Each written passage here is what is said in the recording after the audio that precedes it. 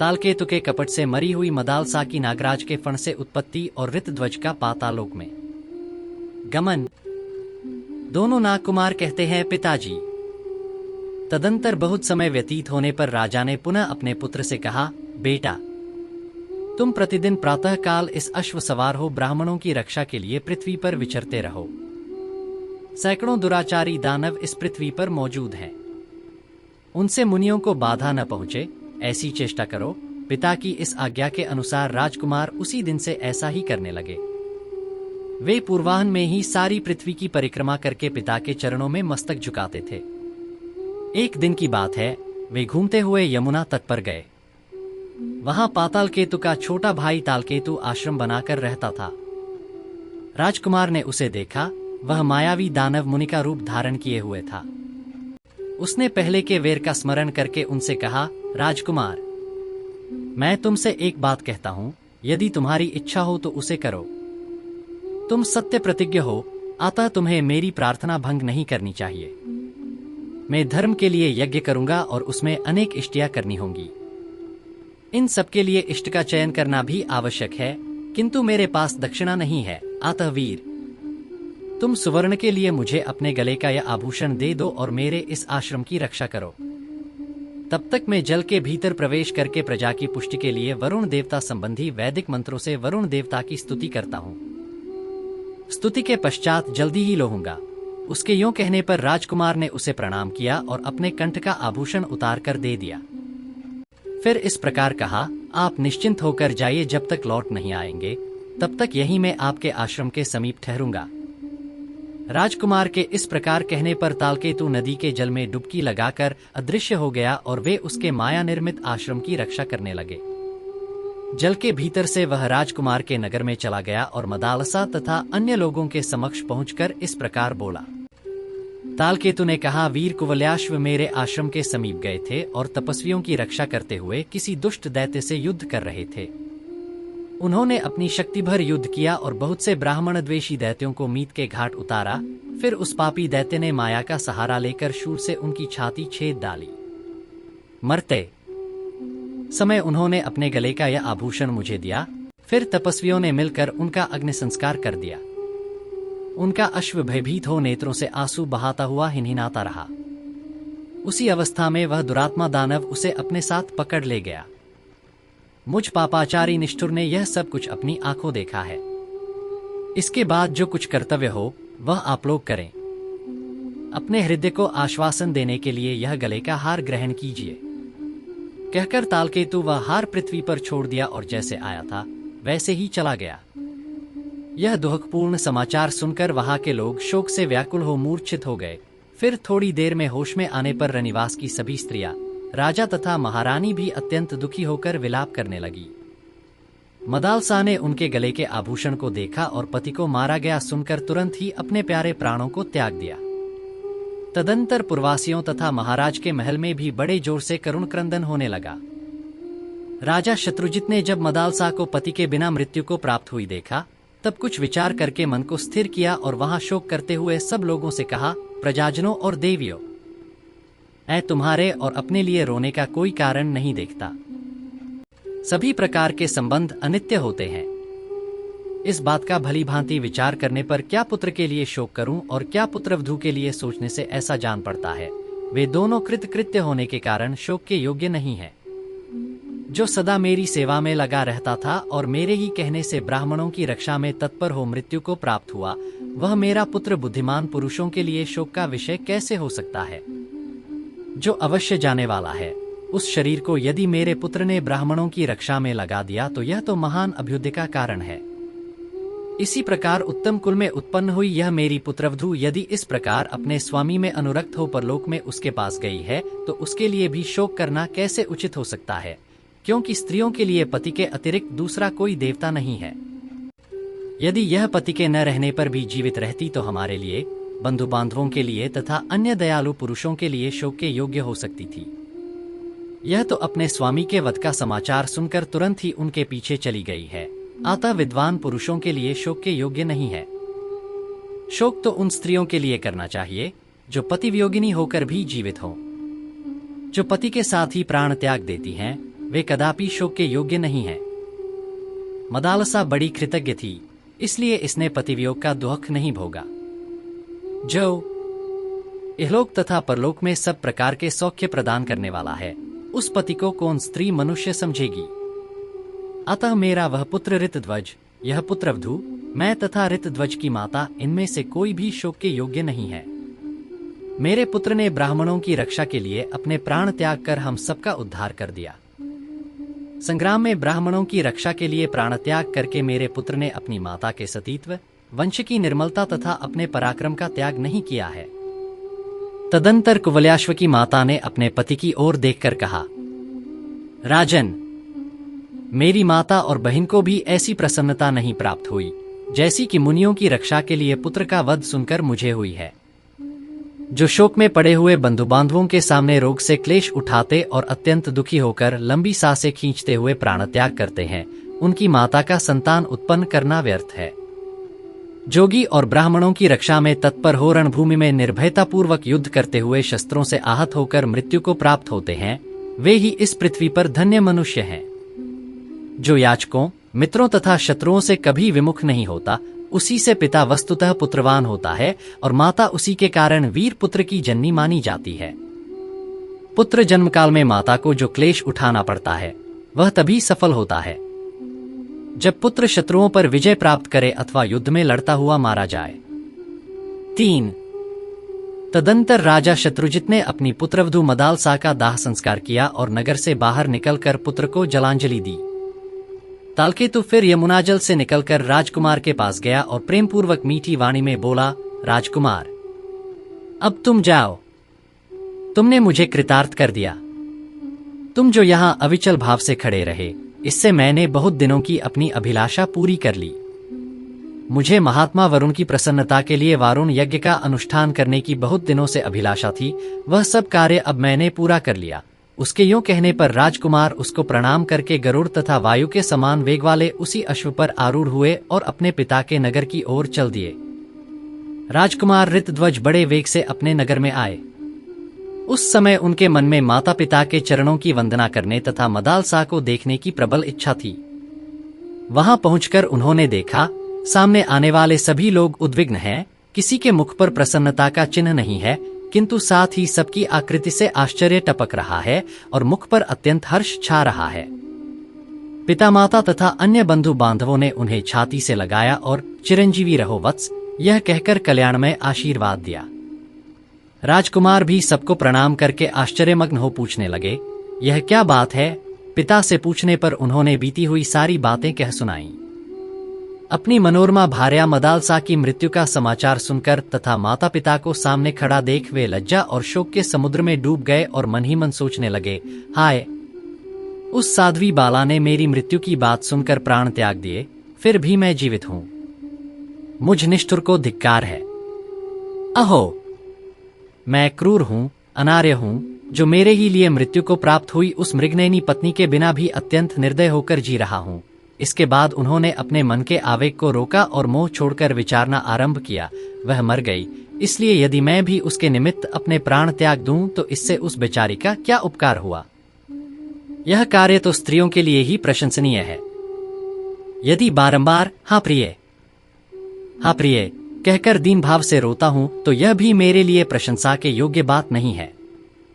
मेरा कर्तव्य तो है पिताजी की सेवा करना। यह जीवन उन्हीं के अधीन है, अतः मैं कैसे इसका त्याग कर सकता हूं, किंतु आज से स्त्री संबंधी भोग का परित्याग कर देना मैं अपने लिए उचित समझता हूं।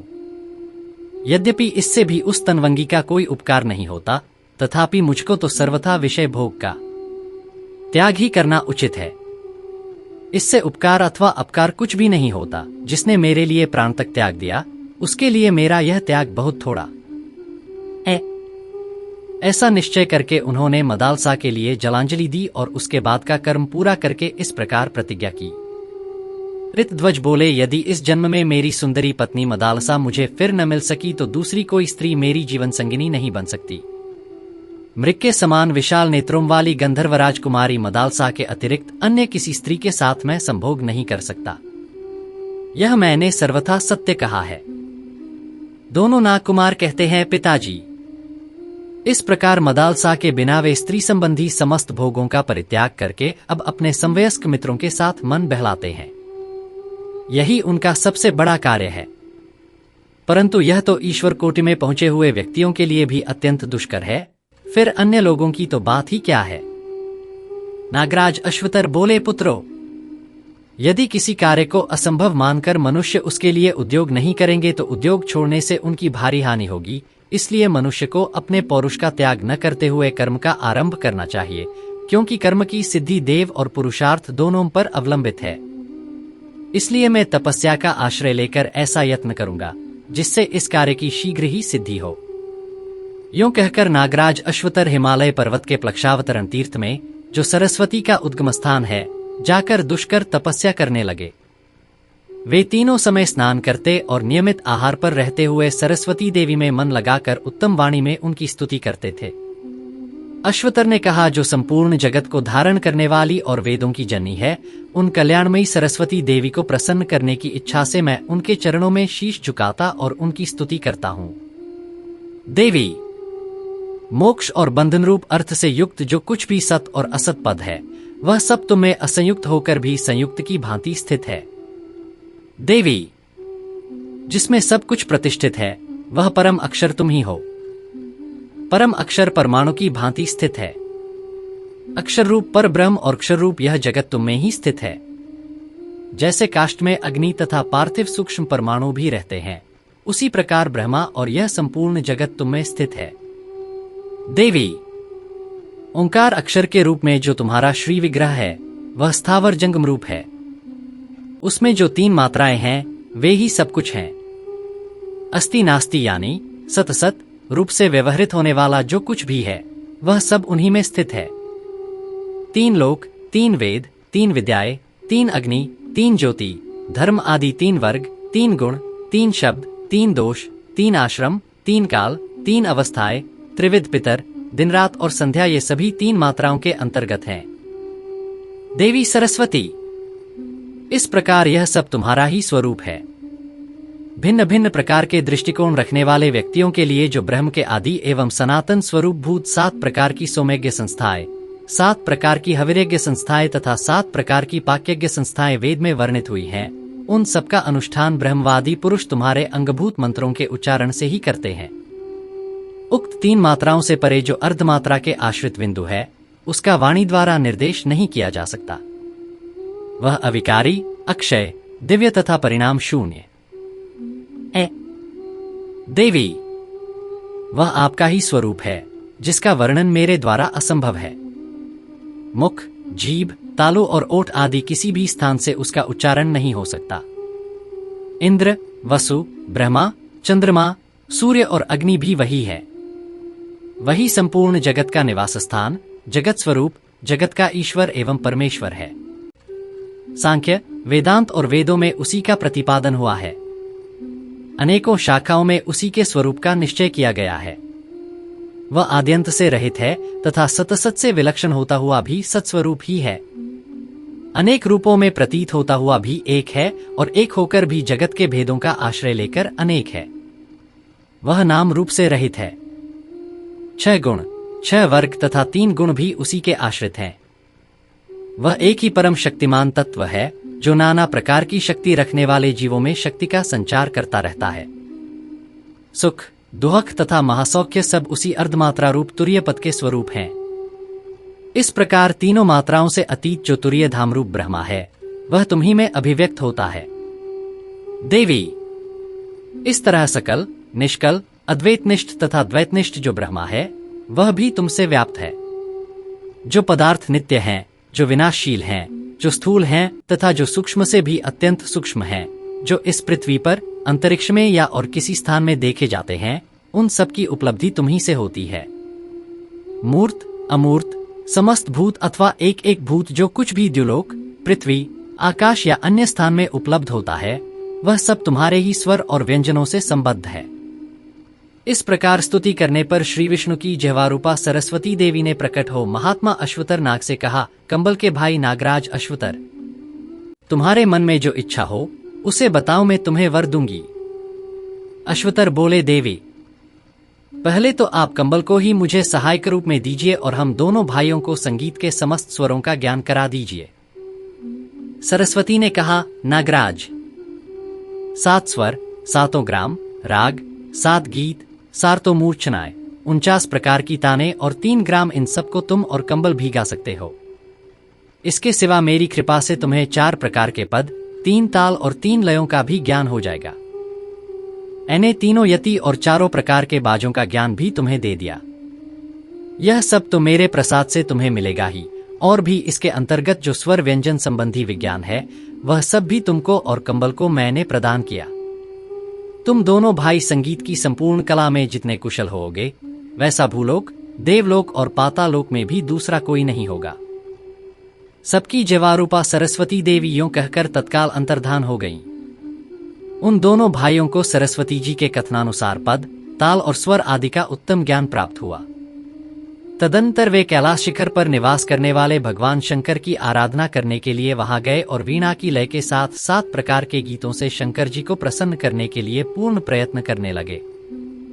प्रातःकाल, रात्रि में, मध्याह्न के समय और दोनों संध्याओं में वे भगवत परायण होकर भगवान शंकर की स्तुति करने लगे। बहुत समय तक स्तुति करने के बाद उनके गीत से भगवान शंकर प्रसन्न हुए और बोले, वर मांगो। तब कंबल सहित अश्वतर ने महादेव जी को प्रणाम करके कहा, भगवान, यदि आप हम दोनों पर प्रसन्न हैं तो हमें मनोवांछित वर दें। कुवल्याश्व की पत्नी मदालसा, जो अब मर चुकी है, पहले की ही अवस्था में मेरी कन्या के रूप में प्रकट हो। उसे पूर्व जन्म की बातों का स्मरण हो, पहले ही जैसी उसकी कांति हो, तथा वह योगिनी एवं योग विद्या की जननी होकर मेरे घर में उत्पन्न हो। महादेव जी ने कहा, नागराज, तुमने जो कुछ कहा है वह सब मेरे प्रसाद से निश्चय ही पूर्ण होगा।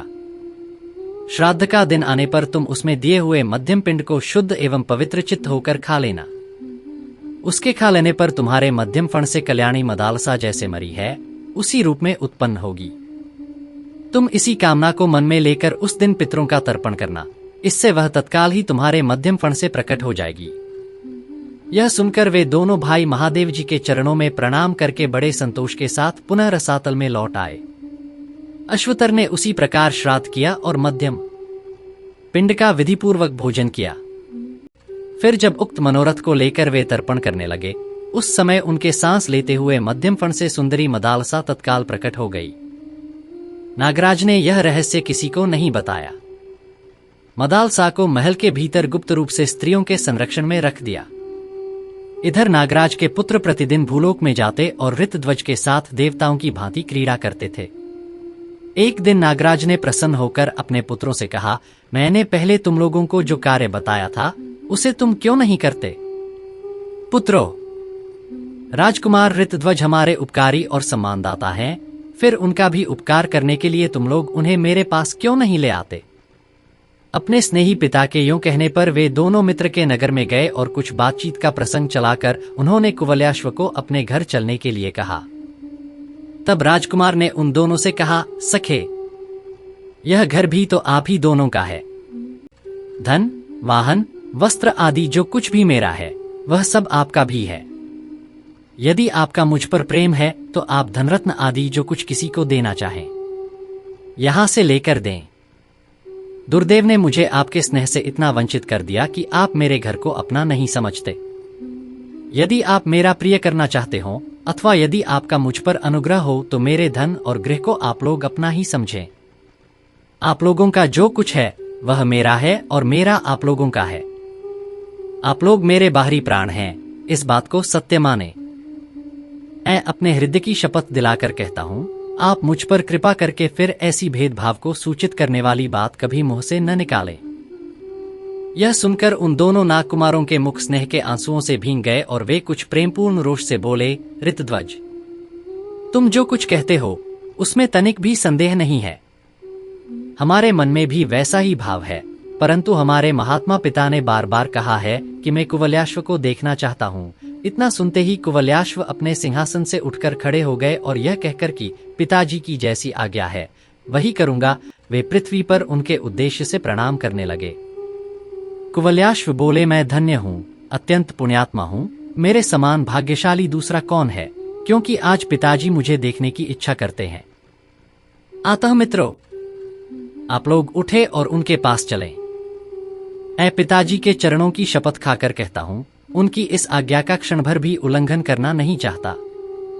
यूं कहकर राजकुमार ऋतध्वज उन दोनों नागकुमारों के साथ नगर से बाहर निकले और पुण्यसलीला गोमती के तट पर गए।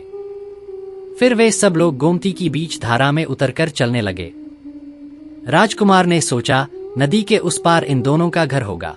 इतने में ही उन नागकुमारों ने उन्हें खींचकर पाताल पहुंचा दिया। वहां जाने पर उन्होंने अपने दोनों मित्रों को स्वस्तिक के लक्षणों से सुशोभित सुंदर नागकुमारों के रूप में देखा। वे फणों की मणि से देदीप्यमान हो रहे थे। उन्हें इस रूप में देखकर राजकुमार के नेत्र आश्चर्य से खिल उठे।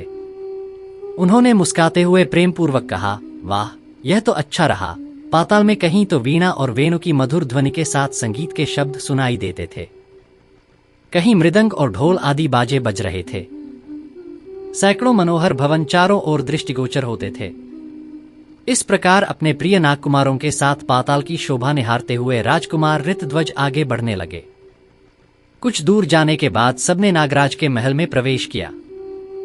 नागराज अश्वतर सोने के सिंहासन पर, जिसमें मणि, मूंगे और वैदूर्य आदि रत्नों की झालरें लगी थीं, विराजमान थे। उनके अंगों में दिव्य हार एवं दिव्य वस्त्र शोभा पा रहे थे। कानों में मणिमय कुंडल झिलमिला रहे थे।